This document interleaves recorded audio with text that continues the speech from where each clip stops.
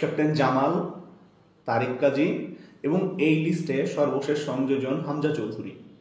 এই তিনজন বিদেশি, দ্যাট মিনস বাংলাদেশি বংশোদ্ভূত ফুটবলারকে বাংলাদেশ নিজেদের দলে ভিড়িয়ে ইতিমধ্যেই দক্ষিণ এশিয়ার সবচেয়ে ভ্যালুয়েবল ফুটবল টিম কিন্তু অলরেডি বাংলাদেশ দল হয়ে গিয়েছে।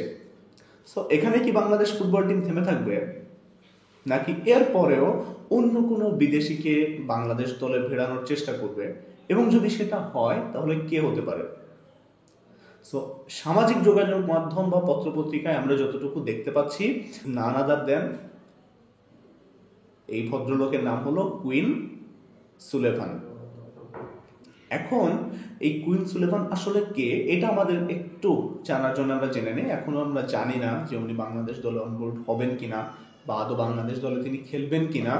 এই ভদ্রলোক মায়ের দিক থেকে বাপের দিক থেকে কোনোভাবেই তিনি বাংলাদেশি না, তবে হ্যাঁ, তার দাদি তিনি বাঙালি ছিলেন।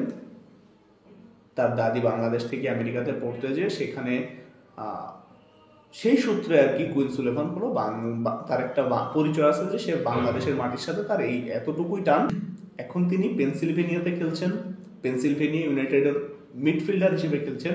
এবং আপনি দেখেন বিষয়টা কত মজার, এমন একজন ফুটবলার যিনি লিওনেল মেসির সঙ্গে খেলছেন, একই লিগে খেলছেন, তিনি যদি বাংলাদেশ দলের হয়ে খেলেন, সো বিষয়টা কিন্তু বাঙালি হিসেবেও আমাদের গর্বের।